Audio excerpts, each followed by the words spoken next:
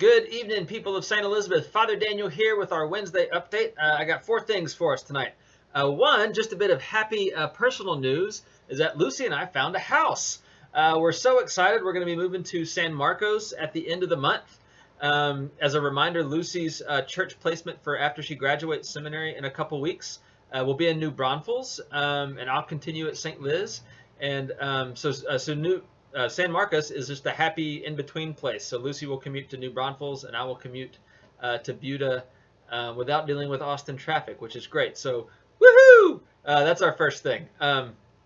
Second thing, as promised, we've got the Good Shepherd Godly Play story available for you and your kids online. It's on Facebook in our video archive. And it's also on our YouTube channel on the Godly Play playlist. Thanks again to Ruth Ann Bloor and Ina Jensen for keeping our Godly Play stories going. This past Sunday was Good Shepherd Sunday, and Pastor Martha in her sermon referenced the Good Shepherd Godly Play story. So that's available for you online. That's our second thing. Third, I was on a conference call with a bunch of other diocesan leaders today. And I got to talk to Rob Watson, who is the director of all the camps and conference centers for the diocese. As some of y'all have asked me, others have been asking, what's going on with summer camp this summer? Is Camp Capers, Duncan Park, Mustang Island, what all is going on there? And Rob said that the camps and conferences will be communicating with everybody either at the end of this week or at the latest, the first of next week. So all of your Camp Capers, Duncan Park, Mustang Island questions, all those will get answered very soon.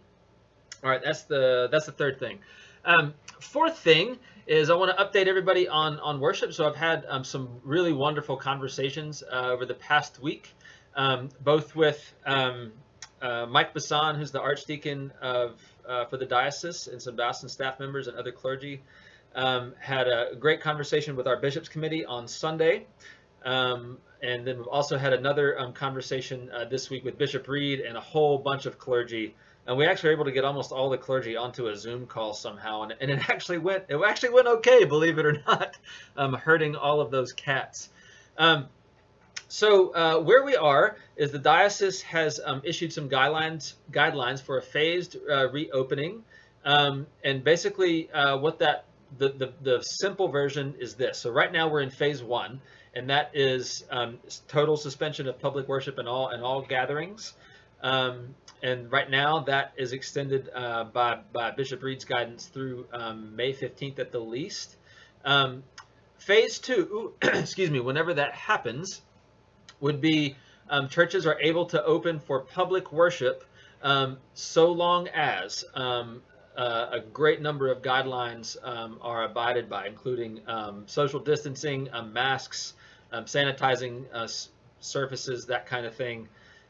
Making sure that the number of people gathered isn't a risk to our communities. I'm very pleased with the guidelines that the diocese has drawn up. They're very thorough.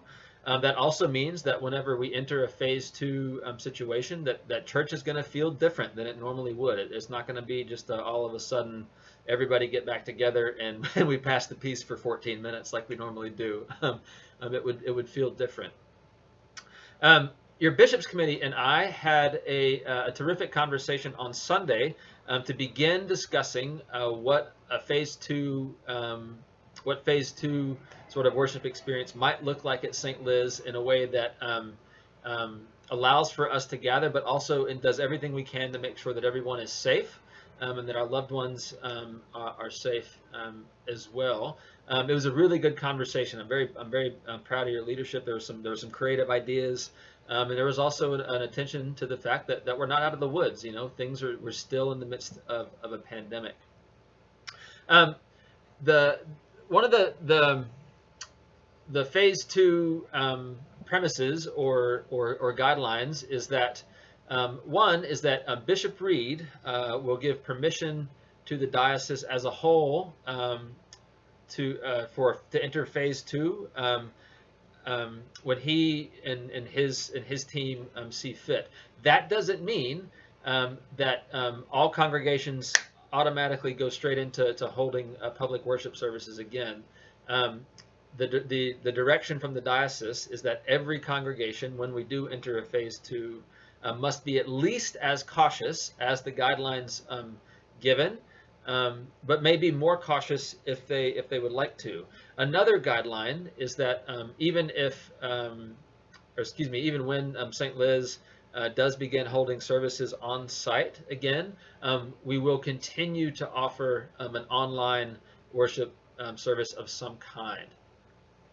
Now, another piece of the phase 2 guidelines is that we're encouraged, lay and clergy leaders are encouraged to pay attention to local health departments, local guidance from elected officials, that kind of thing, health experts. And in phase 2, one of the prerequisites, so to speak, is that we've seen a 2-week decline in total number of COVID-19 cases. That's just a way to ensure that, hey, the spread of the disease, the danger actually is decreasing and slowing down.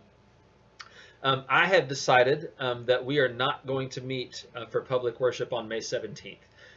You will recall that Bishop Reed has officially suspended for the diocese all public worship and gatherings through Friday, May 15th.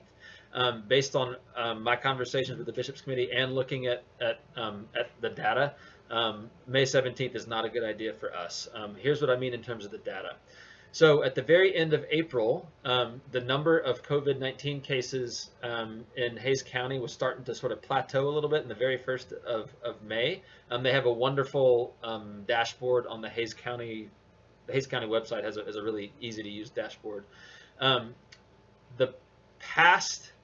Today, May 6th, there was an increase of confirmed cases in Hays County of 7. That's the third highest single day increase of confirmed cases in over a month.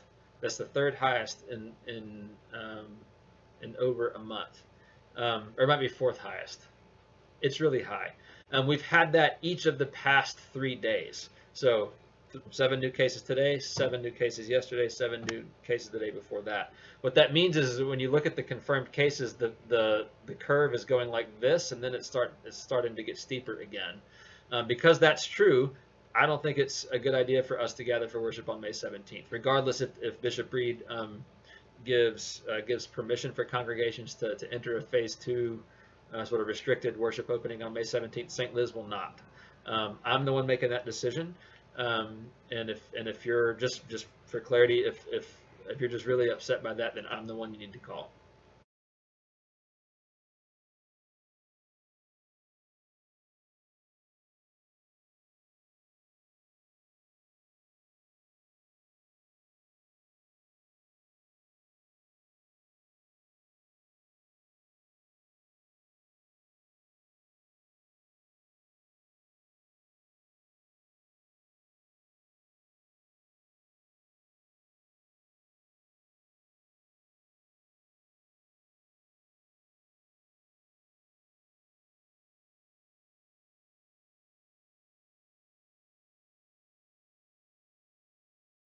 The other reason is that because even when we are doing a restricted opening for worship on site, we will continue to offer an online version to some extent to folks who don't feel that it's time for them to come back to church on our physical campus again.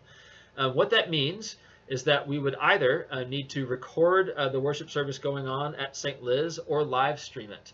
In St. Liz, we don't have the technology for that right now, frankly. Our internet isn't quite fast enough to support live streaming.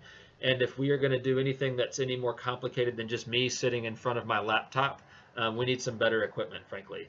That doesn't necessarily mean we're going to buy just gobs and gobs of AV equipment, but we would need more than what we've got now, and we would need to know how to use it. And I'm just not sure that we'll both have the equipment and be ready to use it well on May 17th. So what that means in short is that, again, for Sunday, May 10th and Sunday, May 17th, at least, you should expect to meet for worship in your own home, as we have been doing via video. I'm not happy about that, and as I imagine that a lot of y'all aren't either, but I am convinced that that's the right thing. I just think that May 17th is too soon. for a couple of different reasons as I've laid out. Um, anyway, that's what I've got for us for tonight. Again, I've had some wonderful conversations both with diocesan leaders and our own bishops committee, and I have felt myself make a shift. For a while, I was just waiting for the suspension of public worship to end. I was waiting on something to end. Let's get back to normal. We've been doing this long enough now that I have felt myself shift a little bit, and now I'm waiting on something to begin. My waiting and sort of sadness, frankly, has started to shift a little bit, and I'm starting to anticipate a new thing. Because when we do get back together, it will be a new thing. It'll be different, and it will probably be different for a while. Not weeks, but months and months. That's just the reality of where we are right now, and that's probably what we can expect. What I'm heartened by is that just in my own soul, I felt a little bit of shift. I'm not waiting on something to be over anymore. I'm anticipating something new, and that something new is the chance to see y'all again in a new church space. St. Liz has continued to show ourselves to be flexible, to be worthy of any challenge that the world puts in front of us, and I am convinced that we will weather the coming challenges with all the spiritual flexibility and joy and good humor and mutual care and affection that God has continued to give us as spiritual gifts. I remain grateful for y'all. I remain grateful for your prayers for Lucy and for me and for each other. And I look forward to being in person again, hopefully soon, but certainly when it is safe to do so. All right, that's all I've got for tonight. God loves you, and so do I. And I'll talk to you soon. God's peace.